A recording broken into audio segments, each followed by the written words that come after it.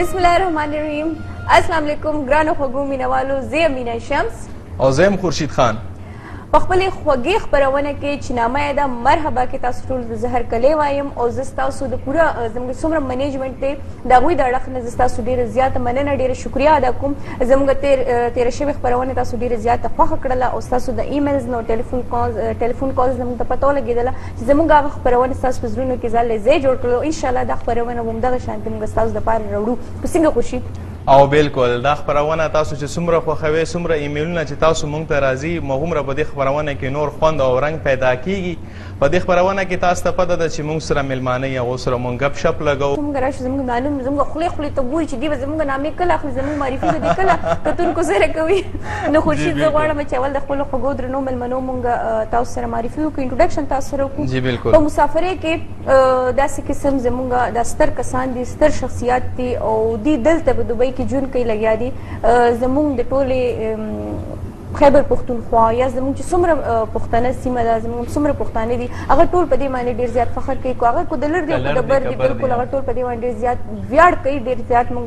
فخر محسوس کوو. زموږ یو دروند خوږ لیکوال چې په مسافرۍ کې هغه ډېر زیات لیک کړی دی، د ستاسو دپاره، د ځان دپاره، د مسافرو دپاره، د ادب دپاره ادبي شاعري هم کړې ده، د خپلو مشرانو دپاره د خپلې شملې خیال ساتلی دی. د یو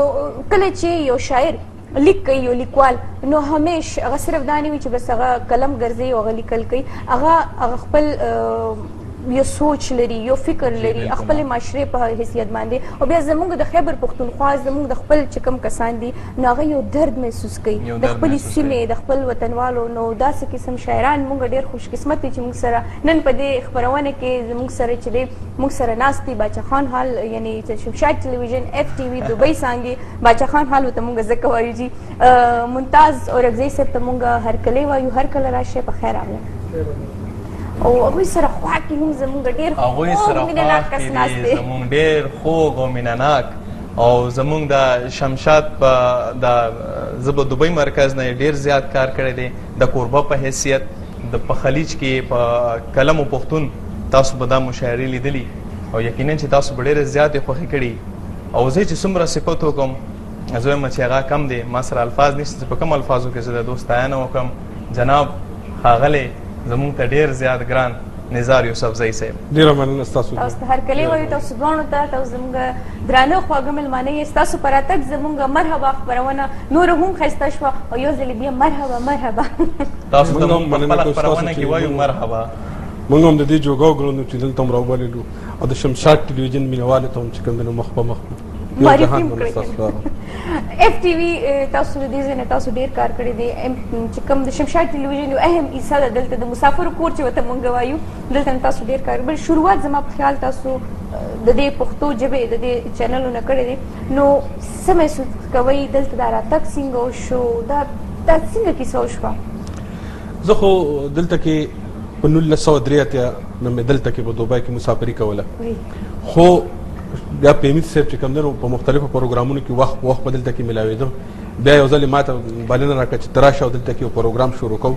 په خلیج کې قلم او پښتون. او د پیمید صاحب دا سوچ چې چېرته دلته څومره شاعران او ادیبان او د قلم او د هنر خاوندان دي چې دا موقع خلکو ته ورکو، دي شاعرانو ادیبانو ته هم ورکو. او بهر چې کوم خلک د شمشاد ټلویزیون مینوالي چې هغوی ته را پته ولګي چې په متحده عرب اماراتو کې داسې خلک هم شته که په زرګونو میله د خپل وطن نه او د خپلې خاورې نه لرې هم دي، خو د خپل وطن هغه درد او د خپلو خلکو هغه درد یې په خپلې سینې پورې نیولی دی. نو هغوی چې داسې پروګرام شروع کړي چې دې ته دا کوم شاعران دي چې دی پېژندلو شي نو ادبي. نو په لومړي ځل چې راوغوښتم یو مشاعره وه، ما ته چې ته به دې کوربه یې. نو ما ډېر د مشاعرو کوربهتوب کړو، خو هغه به دغسې مونږ په حالونو کې پروګرامونه کول. نو لومړی پروګرام چې کوم دی نو هغه چې په خلیج کې قلم او پښتون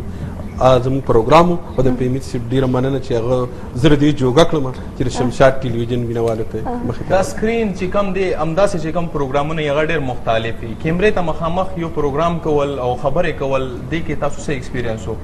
یاره دا خو ډېر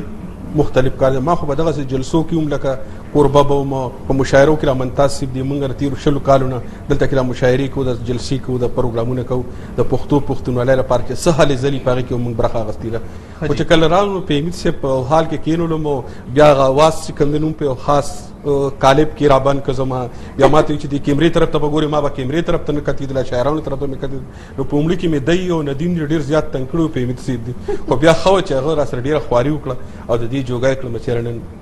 ستاسو په وړاندې باندې ناست یم دا ټول کار زه وم چې هغه داسې یو سړی ما سره هم ډېره خواري کړې ده زموږ نورو ډېرو ملګرو سره ډېره خواري کړې ده لکه نو په دې کې د هغه ډېر کمال حمید صاحب خواري خو ډېره کوي خواري هر چا سره خواري کوي جی هر چا سره ما سره ډېره کړې وه دا او بل چې یو انسان کې ټیلنټ نه وي هغه زده کړه نشي کولی نو د بعضې کس خواري هسې بس لاړې شي ماشاءالله تاسو کې هم خپل ټیلنټ و کار چې کوم تاسو کې و هغه ماشاءالله هغه کتونکو ته مخامخ راغلو زموږ خوږ لیکوال شاعر او زه په خپلو زموږ څومره هم دا ستر شاعر حضرات دي دې باندې زه ډېر فخر محسوس کوم چې زموږ خیبر پښتونخوا زموږ د خیبر سیمه چې ده یا زموږ د لر او بر چې څومره پښتانه دي شاعران هغې همیش یو خپل لیمټ کې یو خپل دایرې کې دننه هغوی شاعري کړې ده د خپل ادب او آداب یې ډېر زیات خیال ساتلی دی نو د ستاسو د لیک سره د تجربه څنګه وشوله شوق مو د څنګه د دې لاین ته څنګه راغلی ټولو نه مخکې خو زه د اف ټي وي فهمید صاحب او ستاسو ټولو ډېره مننه چې موږ هم په دې ښایسته پروګرام کې راوخو او دا مو کم راکړه چې خپل کتونکو سره اورېدونکو سره مخامخ شو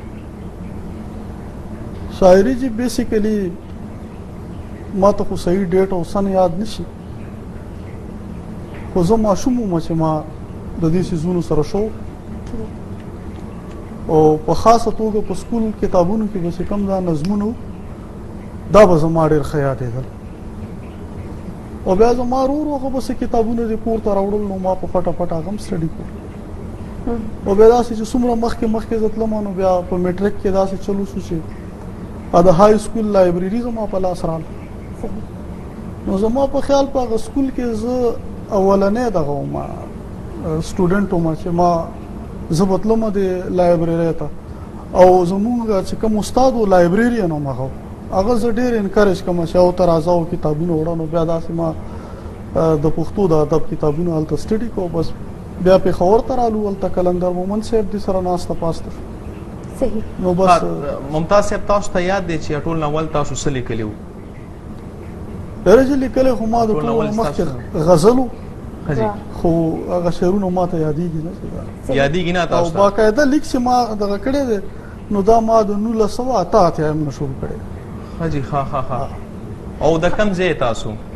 زما تعلق چې د اهنګو ضلع د ټل تحصیل د تورې وړې نومې کلي سره دی اصل متاسف اکثر زمونږ بعض زمونږ ډېر درانه شاعر حضرات چې که نه هغوی کې د دې لیک شوق کله په زړه باندې داسې زخم وخوري که نه نو راشي که نه خفه کېږي مه که نه مطلب د رښتیا تپوس نو چېرته داسې کیسه خو نه ده شوې نو دغسې کیسه خو به خامخا شوي ځکه چې رحمان بابا وایي چې دا متل دی چې له درده زګیروي خیږي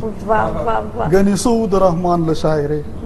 نو خامخا داسې یو موټیو یو دغه خو پکار دی چې سړی دې باندې موږ تاسو سره نور خبرې کوو تاسو نه هم د دې په باره کې زه یو ښایسته څو تپوسونه کوم په دې وخت کې موږ سره وخت شو د یو وړې غونډې کې دمې نو که ستاسو اجازه وي یو وړه غونډې دمه به والو که نه جی کتونکو اخلو یو وړه غونډې کې دمه او د دمې نه پس بیا راځو خپلې خپرونې کې مرحبا محمد رسول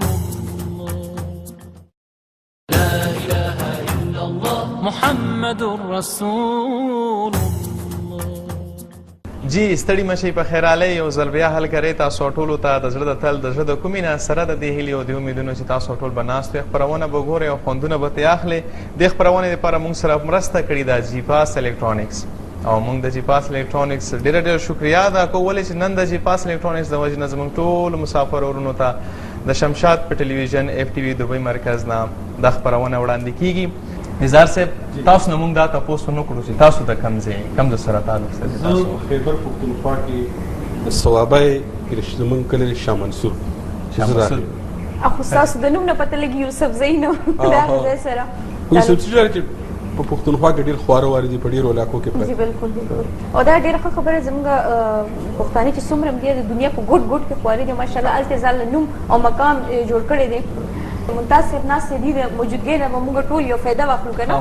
او دا خو کیدی نه شي چې موږ به دی داسې پرېږدو نو څه نه څه موږ ته داسې اوروئ که نه چې څه ستاسو په زړه باندې خلک زم چې کتونکي هم د هغې نه خوند واخلي یو غزل واورم ستاسو په اجازه ورځې او شپې به تېروو په تماشو د لښکر واه ورځې او شپې به تېروو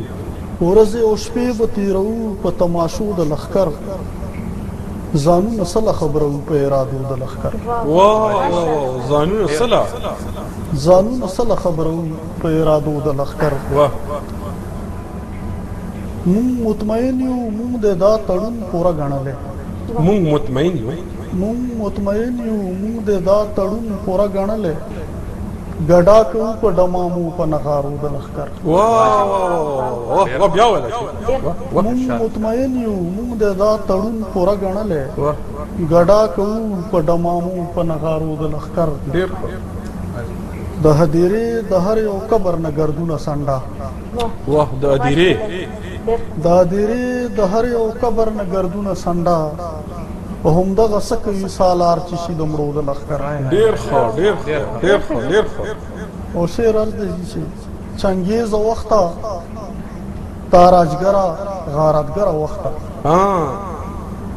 چنګیزه وخته تاراجګره غارتګره وخته زړونه بې رحمه لکه ستا د لمبو د لښکر ډېر ښه منتاسب ډېره مهرباني دي او نزار صاحب شعر دی چې د شپو د هوا په مرسته لویه صفبندي کړې ده شپو د هوا په مرسته لویه صفبندي کړې ده خو خدایه ستا مرستې ته دي سترګې د ډیوو د لښکر ډېر ښه یار ډېر ښه او زما په لاس کې د امید زنګ وهلي توره زما په لاس کې د امید زنګ وهلي توره په مقابل کې یم ولاړ د حادثو د لښکر ډېر ښه